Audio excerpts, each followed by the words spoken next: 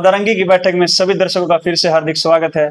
और दादा रंगी की बैठक आज फिर से जमी है एक बड़े ही अच्छे विषय के साथ। और जो विषय है वो विषय है आध्यात्म, स्पिरिचुअलिटी। इस विषय को लेकर के बहुत सारे लोग ऐसा सोचते हैं कि जो स्पिरिचुअलिटी है वो धर्म के साथ जुड़ी हुई है, या स्पिरिचुअलिटी सिर्फ किताबों में जुड़ी हुई है। आध्यात्म जो सनातन के अंदर, भारत के अंदर जो बिल्कुल जड़ों तक है, जिसकी ख्याति पूरे विश्व में है कि भारत अध्यात्म का जो दाता है। इसी विषय पर चर्चा करने के लिए आज हमारे साथ जो मेहमान जुड़े हैं, मेरे बिल्कुल बगल में है पवन जी भाई साहब। इंग्लिश लैंग्वेज के डॉक्टर हैं और बड़े ही अच्छे स्क्रिप्ट राइटर, पोइट्री राइटर और नॉवलिस्ट हैं। और मेरे बिल्कुल सामने भोलेनाथ भाई साहब सर्वजन सुखाय हरिजन हिताय के संयोजक हैं और बड़े ही अच्छे एक दार्शनिक के तौर पर समाज में इनकी अहम भूमिका रहती है। तो अध्यात्म को लेकर के अगर मैं मेरे मेहमानों से चर्चा शुरू करूं तो पवन भाई साहब, आपको क्या लगता है कि अध्यात्म वास्तव में है क्या? पहले सबको नमस्कार, सभी दर्शकों को। मुझे लगता है कि अध्यात्म अपने आप की वास्तविक पहचान तक पहुंचने का तरीका है। उसमें बहुत सारी चीजें हो सकती हैं, रिचुअल्स भी हो सकते हैं और ये साइकोलॉजिकल भी हो सकती हैं चीजें। तो जो विधियां हैं, मैं ये नहीं कह रहा कि वो विधियां गलत हैं और उस देश वाली विधियां बिल्कुल ही निराधार हैं और हमारे देश वाली बहुत अच्छी हैं।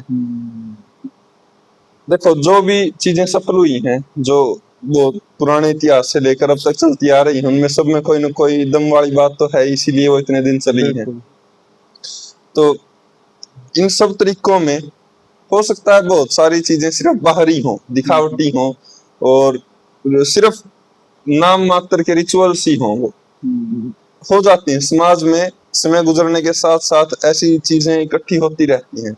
जैसे सोना मिट्टी में पड़ा हुआ है तो उसके ऊपर धूल जमेगी। बिल्कुल सही बात। तो लेकिन इसका मतलब ये नहीं है कि वहां पर कुछ भी नहीं है। जो चीज इतने समय से चलती आ रही है, जो नकली नोट भी होता है वो तभी बनता है जब कोई असली नोट हो। तो मुझे लगता है कि जो असली नोट है, जो ओरिजिनल चीजें थी, जो मिस्टिक्स थे जिन्होंने चीजों को एक्सपीरियंस किया, समाधि तक पहुंचे, या कोई भी नाम ले लो इसको, एनलाइटनमेंट, सेल्फ रियलाइजेशन, समाधि, मोक्ष, बोध, हाँ बोध और भगवान के दर्शन होना। तो ये सब जो चीजें हैं, मुझे लगता है ये मिस्टिक्स ने जिस फॉर्म में उनको एक्सपीरियंस किया वो सत्य है, मेरा ऐसा मानना है। और वही अध्यात्म है। उसके बाद जो उनके फॉलोअर्स आते हैं, जो उनको थोड़ा सा, जो इग्नोरेंट तो नहीं कहना चाहिए, जो थोड़ा सा कम जानते हैं लोग, उनकी समझ में भी आए, उस फॉर्म में ढाल दिया जाता है उन चीजों को। तो मुझे लगता है वो थोड़ा सा चेंज आ जाता है उसमें। जो आध्यात्मिकता है, अध्यात्म है, वो पहुंचे हुए लोगों का एक्सपीरियंस है, मुझे ऐसा लगता। जी बिल्कुल सही बात है भाई साहब आपकी। भोलेनाथ जी, आपका क्या विचार है इसके? इधर जो अध्यात्म का जो मीनिंग बनने वाला है या होता है, जो इसका सही थोड़ा व्यापक रूप से समझे इसको, इसमें दो वर्ड यूज हुए हैं, एक अध्याय है, एक आत्मा है। अपने ऊपर बहुत सारी लेयर्स होती हैं। जैसे एक मूर्तिकार जब मूर्ति बनाता है ना, तो उसमें बहुत सारी अशुद्धियां निकालता है। पूरा पत्थर है पहले वो, बिल्कुल, तो सेनी है, थोड़ा है, मार मार के बहुत सारे कंकर्स, बड़े बोल्डर्स इधर उधर अलग करता रहता है। सेम ऐसे ही है कि जो अपना भी एक स्वरूप है ना, वो भी एक रियल वास्तविक होता नहीं है एक्चुअल में। उसको खत्म करने के लिए बहुत सारे तरीके हैं, माध्यम है। माध्यम होने का मतलब है कुछ नियम है, कुछ रूल्स हैं। चाहे आप उसको धर्म का नाम ले, कोई विधि बता दो, कोई अनुष्ठान बता दो, कोई कर्मकांड बताओ, कुछ भी, बहुत सारी चीजें हैं।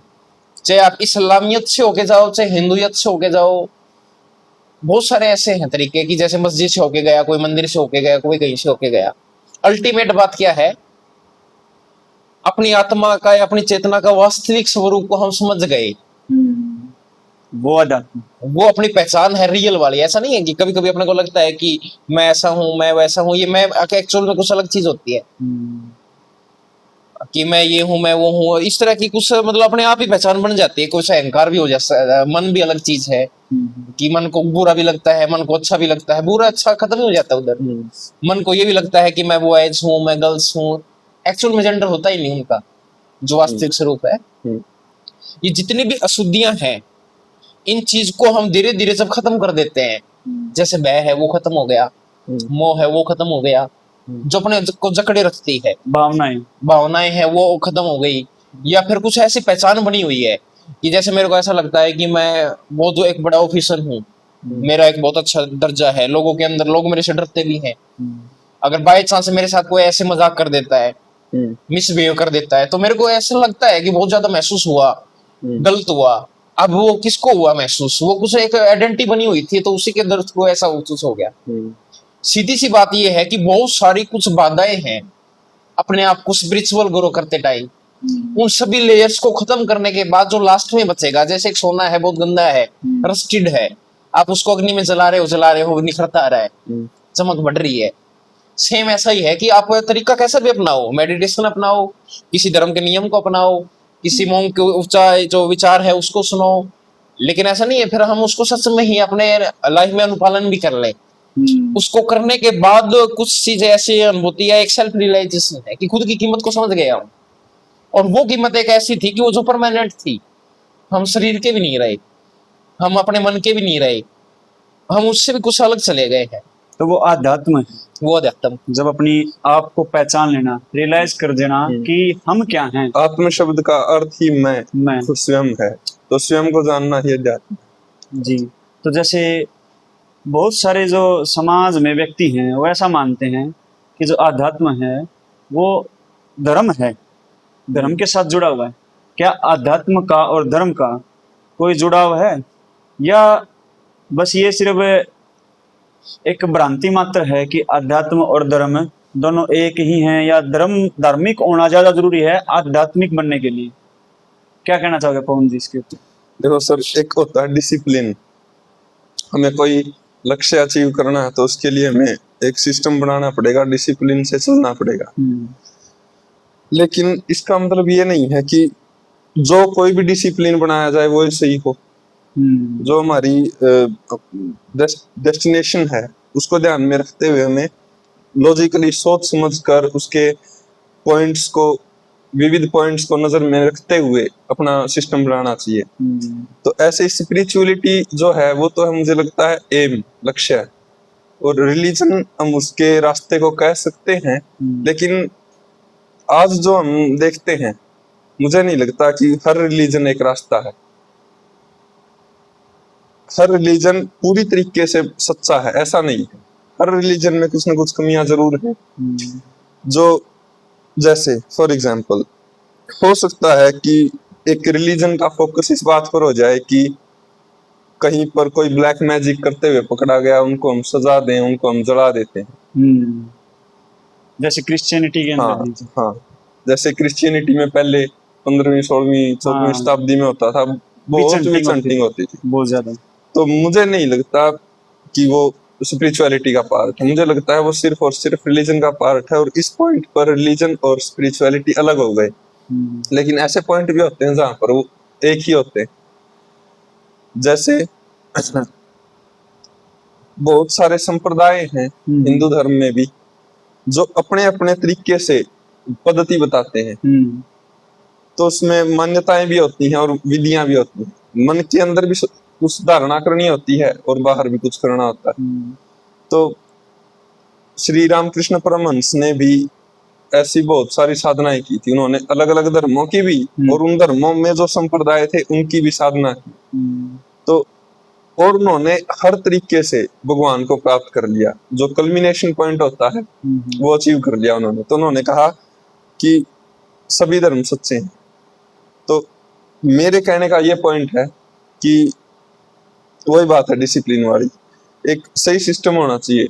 हम भटक सकते हैं और भटकते भी हैं, ऐसा नहीं कि सारे धर्म बिल्कुल एक ही सत्य रास्ते पर चल रहे हैं।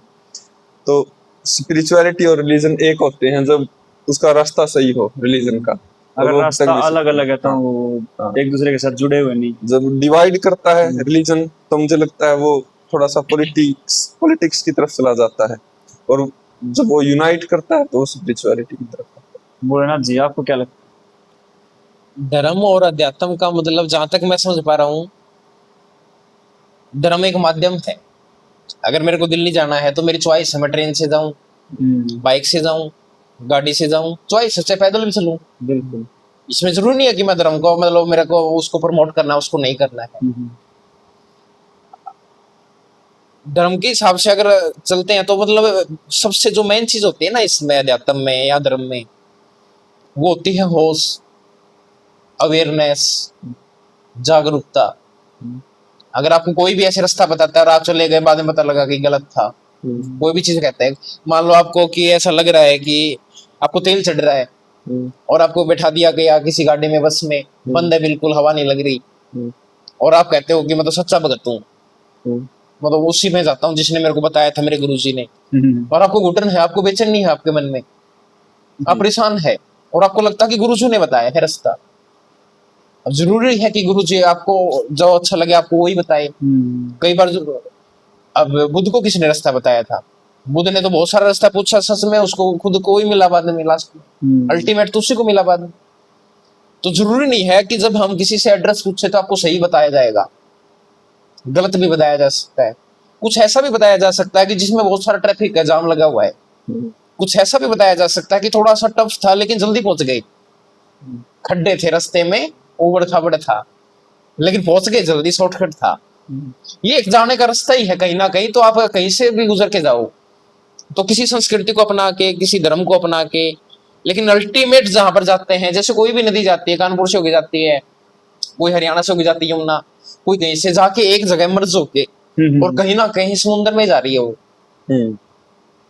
नीचे सरफेस मृदा काली थी, मृदा पीली थी, जलोढ़ थी, बीच में गंदे लोग आए थे, बुरे लोग आए, कुछ फर्क ही नहीं पड़ रहा। और ना मैंने किसी नदी को ऐसे देखा कि एक चौक पे खड़ी थी, किधर जाऊं किधर जाऊं, कहीं ना कहीं पहुंच जाता है अगर बहकावे में नहीं आई तो। जैसे आप कहना चाहते हैं जो धर्म है वो सभी धर्म किसी ना किसी रास्ते से वो एक जगह पर ही पहुंचा रहे हैं, एक जगह पे पहुंचा रहे हैं, लेकिन उसका अपने को समझ सही होनी चाहिए उसकी। लेकिन मैं एक बात बताऊं, जैसे आपने धर्म की बात की, कहीं ना कहीं वहां पहुंचा रहे हैं, चाहे किसी समझ से पहुंचा रहे हो, चाहे किसी रास्ते से पहुंचा रहे हैं, लेकिन बहुत सारे धर्म तो ऐसे हैं जो स्वर्ग और नरक से ऊपर ही नहीं उठ पा रहे हैं। लेकिन कुछ धर्म ऐसे हैं, जैसे सनातन की मैं बात करूं, वहां तो स्वर्ग और नरक से ऊपर की बात करते हैं, जो मुक्ति की बात की जाती है, एनलाइटमेंट की बात करती है। मेरे ख्याल से बाकी और धर्म की मैं बात करूं तो शायद वहां नहीं होती है बात। इसको फिर कैसे डिफाइन करोगे आप? देखो, धर्म के कई उद्देश्य हो सकते हैं, मगर धर्म को गलत तो नहीं बता रहा। एक समय ऐसा भी था कि धर्म को यूनाइट करने के लिए, लोगों को डराने के लिए भी बताया जाता है।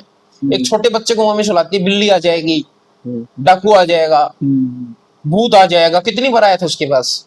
एक बार भी नहीं आया था, लेकिन उसके मन में हो गया। अभी आपको कहा जाएगा कि नरक में जाओगे, ऐसा बोला तो आपने ऐसा कर लिया तो नरक में जाओगे, क्योंकि वो चाहते हैं कि आप उनका ग्रुप ना छोड़े, आप उनके हिसाब से रहे। जब जब आप अलग से ट्रैक से बनाना, अपना खुद का रास्ता बनाने की कोशिश करेंगे, तब तब कहेंगे कि आप काफिर हो, आप देशद्रोही हो, या फिर आप नास्तिक हो, या आप एकदम ऐसे बेशर्म इंसान हो, पढ़ा लिखा होने का एक ईगो कर रहे हो कि मेरे को सब नॉलेज हो गई है, आप भरमाए हुए लोग हो। ऐसे बहुत सारी चीजें आपको मिल सकती है। तो जरूरी नहीं है कि हमेशा आपको धर्म इसलिए बता रहा है कि आपको कुछ ग्रो करवाना चाहता है। कई बार धर्म आपको इसलिए भी उपचार देता है या प्रचार करता है कि आप उनके जैसे बने रहो, कि हमारे पास ही रहो, हमारे जैसे रहो। एक अंदर से फीलिंग आती सेफ्टी की, कि जो अगर मेरे को गोलगप्पे या पानी पूरी अच्छी लगती है तो आपको भी अच्छा लगना ही चाहिए, क्योंकि साथी मिलेगा मेरे को और इकट्ठे खा लिया करेंगे। कभी मेरे पास पैसे नहीं होंगे तो आप भी खा लेंगे, आपके पास नहीं होंगे तो मैं खिला दूंगा। सेफ्टी है ये एक जस्ट, लेकिन जरूरी नहीं है कि अल्टीमेटली आपको सही मिलेगा। कौन भाई साहब, आपको क्या लगता है? मुझे लगता है कि जो व्यक्ति इस बात को कह रहा है कि स्वर्ग नरक या स्वर्ग ही हाईएस्ट पॉइंट है, और एक तरफ कह रहे हैं जो ये बात स्वर्ग से ऊपर वाली बात है वो सिर्फ और सिर्फ भारत में हुई है, और अगर बाहर कहीं हुई है तो वो विचार भारत से गया है। मेरा ऐसा मानना है, इस सोच को मुझे नहीं लगता है कोई चेंज कर पाएगा। लेकिन चलो इस बात में मुझे लगता है कि मान लो अपना एक बच्चा है, हम उसको, अब हमने जो सबसे ज्यादा खुशी महसूस करी है जिस चीज में, हम उसको वही बताएंगे। तो उन्होंने एक्सपीरियंस ही सबसे ज्यादा स्वर्ग को ही किया है, उससे आगे वो जा नहीं पाए। तो मुझे लगता है कि इसीलिए वो स्वर्ग की बात करते हैं। अगर उनमें से जैसे रूमी हुए हैं, रूमी ने भी बहुत मिस्टिक्स वाली बात की है। एक मंसूर अल हल्लाज थे, उन्होंने कहा कि मैं ही सत्य हूँ, उनको लोगों ने मार दिया वहां पर। तो वो भी सूफी जो उनकी ब्रांच है, वो इंडिया में आकर इंडिया वाले जो सनातन धर्म से इंस्पायर होकर फिर वो मुझे लगता है सूफी धारा बनी थी, और उससे इंस्पायर होकर उन्होंने ये बात कही है। तो जहां तक, और क्यों नहीं कह पाए वो स्वर्ग से आगे की बात, जो पश्चिमी देश हैं हालांकि इतने सिविलाइज्ड हैं और डेवलप्ड हैं, फिर भी वो स्वर्ग से आगे की बात नहीं कह पाए। मुझे ऐसा लगता है कि वहाँ किसी संत के बिना हम नहीं जान सकते इस दुनिया की रियलिटी को। एक ये दुनिया जैसे एक नॉवल है 1984 जॉर्ज ऑरवेल का, उसमें डिक्टेटोरियल गवर्नमेंट होती है, बहुत ज्यादा डिक्टेटोरियल, और वो हर एक चीज को ब्रेन वॉश, हर एक इंसान को ब्रेन वॉश कर देते हैं। इतना इस लिमिट तक ब्रेन वॉश करते हैं कि उनको पता भी नहीं चलता कि वो डिक्टेटरशिप में रह रहे हैं। तो मुझे लगता है ये जो दुनिया है ये बिल्कुल ऐसी है जिसमें हम पता नहीं लगा सकते कि जो रियलिटी है वो क्या है और ये क्या है जिसमें हम रह रहे हैं। ये कोई जो एनलाइटेंड हो चुका है, जिसको भगवान मिल गए हैं, सिर्फ वही व्यक्ति बता सकता है। तो मुझे लगता है वो सिर्फ भारत में हुए हैं, या भारत से जो इन्फ्लुएंस्ड हैं कल्चर्स उनमें हुए हैं, इसीलिए बहुत सारे देश इस बात को नहीं बता पाए। जैसे आपने बताया कि हम वास्तव में यहाँ ये दुनिया है या नहीं है, डायमेंशंस की बात आती है। हाँ। जैसे जगत गुरु आदि शंकराचार्य हुए इस भारत भूमि पर, उन्होंने कहा था कि जगत मिथ्या ब्रह्म सत्य। तो इस फ्रेज को आप कैसे डिफाइन करोगे? क्या अध्यात्म से जुड़ी हुई बात है? क्योंकि अध्यात्म भी तो यही कहता है कि एनलाइटमेंट होना, स्वयं को जानना। जब व्यक्ति स्वयं को जानेगा तो ऐसा कहते हैं कि स्वयं को जानने के बाद जो जितने भी जो भावनाएं हैं, क्रोध है, मोह है, लाभ है, दुख है, सुख है, ये सारी चीजें कट जाती हैं। तो क्या ये बात बिल्कुल ही सही चीज को डिफाइन करती है? जगत मिथ्या ब्रह्म सत्य अध्यात्म को बिल्कुल सही तरीके से डिफाइन करती है। मुझे जो लगता है इस बारे में, देखो हम आदि शंकराचार्य के वचनों के ऊपर कमेंट नहीं कर सकते। हाँ, नहीं बिल्कुल, मेरा तो बिल्कुल भी इतना स्तर नहीं है इंटेलेक्ट का कि मैं उनकी बातों पर कमेंट कर सकूं, लेकिन जो हम सोचते हैं वही हम शेयर कर सकते हैं। जो थोड़ा बहुत मैंने सोचा है इस बारे में, वो मैं आपके साथ शेयर करना चाहूंगा। वो ये जगन मिथ्या का मतलब मेरे हिसाब से ये नहीं है कि जैसे अपनी उंगली काट दी तो हम ये कहें कि मेरी तो उंगली कटी ही नहीं। मुझे नहीं लगता कि बहुत सारे जने हैं जो इनकार नहीं कर पाएंगे, बल्कि पेन की जो सेंसेशन होगी उसको कंट्रोल नहीं कर पाएंगे बहुत जने। तो एक तरीके से तो ये सच है। अब जैसे आपने कहा कि इमोशंस खत्म हो जाती होंगी, तो गीता जी में भी श्री कृष्ण जी ने ये बात कही है कि ये जो इमोशंस वगैरह हैं ये ऐसा नहीं कि यूजलेस हैं, ये यूजफुल हैं।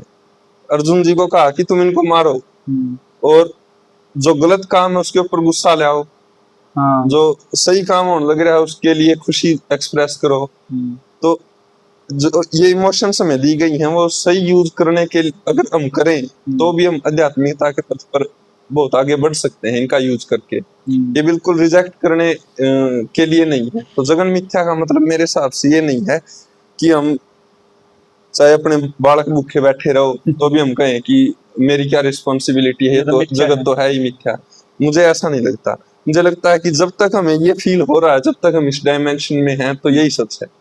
जैसे फॉर एग्जांपल शायद महात्मा बुद्ध जी ने बात कही थी कि सपोज आपको एक तीर लगे आकर, तो आप सबसे पहले दो ऑप्शंस हैं कि या तो आप उस तीर को निकाल कर अपना ट्रीटमेंट करोगे या फिर ये इंक्वायरी करोगे कि तीर किसने चलाया, मैंने बदला लेना। तो आप पहले क्या करोगे? तीर निकालें। हाँ, पहले तीर निकाल लेंगे हम, फिर उसके बाद बदला लेने की सोचेंगे अगर सोचेंगे तो ये जो संसार है ये उसी की तरह है, उस तीर की तरह जो हमें लग गया। ये नहीं कह पा रहे, मुझे नहीं लगता कि हम ये कह सकते हैं कि मुझे तो कोई तीर नहीं लगा। मुझे लगता है कि जब हम हैं यहाँ पर, यहीं पर बैठे हुए हमें महसूस हो रहा है, हालांकि वो कहते हैं कि हम यहाँ पर नहीं है। जो हमारी रियल सेल्फ फॉर्म है, जो स्वरूप है सच में, वो कहीं और है, कुछ और है, ये नहीं है। चलो, लेकिन वो हमारे एक्सपीरियंस में नहीं आया। तो मैं यही बात कहूंगा कि जगन मिथ्या का मेरे लिए मतलब है कि आगे किसी स्टेज पर साबित हो जाएगा कि ये जगत सत्य नहीं है, लेकिन अभी जब तक हमारी अवेयरनेस यहाँ पर है, हमें उसके हिसाब से एक्ट करना चाहिए। तो भोलेनाथ जी, आपको क्या लगता है, जैसे जगत मिथ्या ब्रह्म सत्य की बात हम करते हैं, और आध्यात्म को इसके साथ कैसे जोड़ करके आप बताएंगे कि भी ये चीजें? इधर जो शंकराचार्य की बात कर रहे हो ना, शंकराचार्य ने जो बताया ना कि जगत मिथ्या, उसका जो मीनिंग क्या है, मैं मेरे हिसाब से बता रहा हूँ। मैं एनलाइटमेंट तो नहीं हूँ, एनलाइटमेंट होने के बाद तो शायद मैं बोलूँ भी ना, और उसका मजा तो मैं आपको बता भी नहीं पाऊंगा क्या है, क्योंकि बता उससे बताया नहीं जा सकता उसको। जहां तक मेरी समझ है आज तक की, जगत मिथ्या किसको कह रहे हैं? अगर एक मेरा दोस्त है और बूढ़ा हो गया है, लेकिन मेरे को पहले क्लैरिटी है कि वो बहुत बूढ़ा हो गया है, उसका शरीर जर्जर है, परेशान है, बात से, दर्द से, पेन से, बीपी, ब्लड शुगर, बहुत सारी चीजें बढ़ चुकी है उसकी, और मुझे इतनी समझ है कि मरने के बाद उसको एक नया शरीर मिलेगा। और जब जब वो परेशान हो रहा था, जब जब साथ में मैं भी परेशान हो रहा था, लेकिन बाद में मेरे पास एक क्लैरिटी आई कि ये शरीर था ना, ये इधर ही से ही बड़ा था। छोटा बचपन में मेरे साथ ही तो बचपन में बड़ा हुआ है, खा खा के बड़ा हो गया, वेट बढ़ गया, और मेरे साथ ही मेरे सामने खत्म हो रहा है। शरीर आया था और चला गया, लेकिन उसके अंदर एक चीज अलग थी जो उसको जिंदा रखती थी। उसके अंदर एक चेतना थी, और वो एक नया शरीर धारण कर लेगी, चाहे अच्छा मिले चाहे बुरा मिले, चाहे किसी जानवर का मिले चाहे इंसान का मिले, कहीं ना कहीं तो मिलेगा। अब बीच में जो शरीर आया, बीच में हमने खेले, इमोशंस बने, यारी दोस्ती बनी, और उसके जैसे उसने शरीर छोड़ दिया, मैं रोने लग जाऊं। मैं उस चीज के लिए रोने लग रहा हूँ कि मैंने, मतलब मेरे कपड़े गंदे हो गए और मैंने नहा लिया, और गंदे कपड़े मैंने उतार दिए, और मैं मम्मी से बार बार कह रहा हूँ कि मेरे को वही पहना, वही मेरे को वही अच्छे लगते हैं, इसलिए मैं रो रहा हूँ। शरीर जवान होएगा, शरीर बड़ा भी होएगा, शरीर में कुछ डिसऑर्डर्स भी आएंगे, एक दिन उसकी डेथ होएगी, और एक दिन नया शरीर मिल जाएगा। अपने को लगा कि जैसे कोई ऊपर से फल था, ककड़ी थी, पक गई, अपने आप छोड़ दिया उसने पेड़ को, अपने को लगा कि ये तो गई काम से, लेकिन कुछ दिनों बाद उसमें से एक ऐसा बीज था कि उसने एक नया पौधा धारण कर लिया। अब जगत मिथ्या क्या किसको कह रहे हो? जगत मिथ्या उसको कह रहे हैं कि बीच में अपने रिलेशनशिप, मम्मी आई, पापा आए, पेरेंट्स आए, लाइफ पार्टनर्स आए, आए गए, शरीर आए और शरीर गए। चेतना तो मरती नहीं है भागवत गीता के अनुसार, उसको कोई जला नहीं सकता, उसको कोई गीला नहीं कर सकता, उसको ना तो नाराज होती ना खुश होती, वो तो परमात्मा का अंश, वो तो एक अंश है। जैसे समुद्र की एक बूंद है, और वो बूंद पूछती है समुद्र से कि मेरे को सागर में जाना है, क्या करूं? लेकिन सागर उसको कहता कि तू सागर का एक पार्ट है, आ तो जा, मर्ज होते कुछ बोलेगी नहीं तू, फिर क्या औकात है वो पूछ ले कि समुद्र क्या है?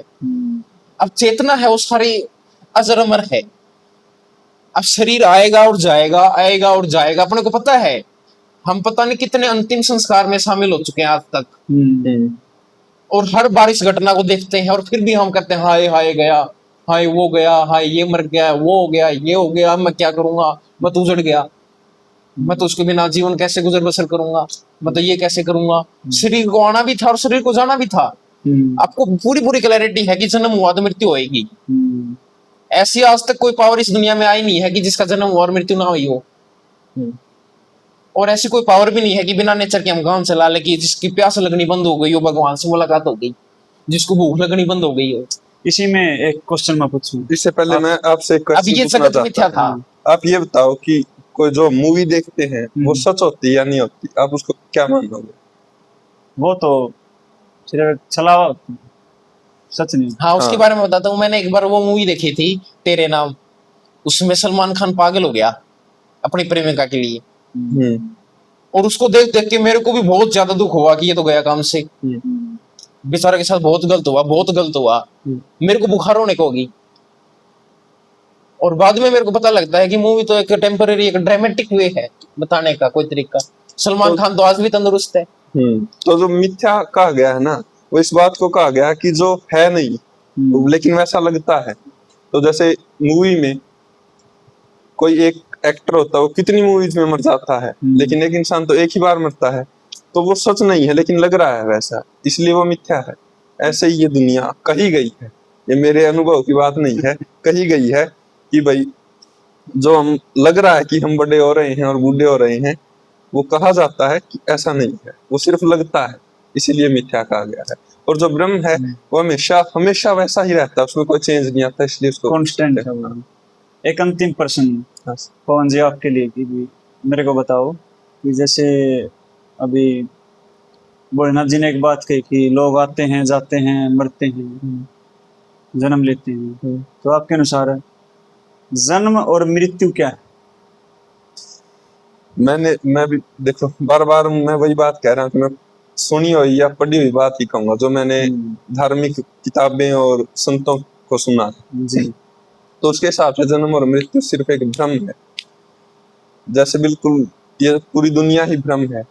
जो जीव है, जो असल में जीव होता है, वो ऐसा कहा गया है कि वो सिर्फ एक मान्यता है, सिर्फ एक विचार है जो हम हैं, और वो विचार है मैं।